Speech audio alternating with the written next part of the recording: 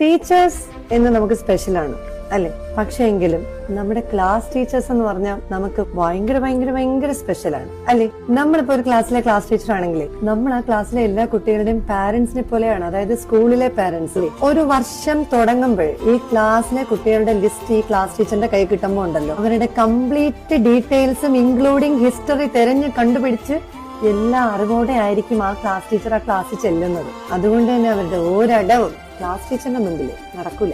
പക്ഷെ എന്തൊക്കെ പറഞ്ഞാലും ഒരു വർഷം കഴിഞ്ഞാൽ ക്ലാസ് അങ്ങ് തീരാറാകുമ്പോഴുണ്ടല്ലോ, ക്ലാസ് ടീച്ചറും കുട്ടികളും തമ്മിലുള്ള ഒരു ബന്ധമുണ്ടേ പറഞ്ഞ തീരുല മക്കളെ. ഭയങ്കര കഷ്ടമാണ് ഈ പിരിഞ്ഞു പോകുന്നതെന്ന് പറയുമ്പോഴേ.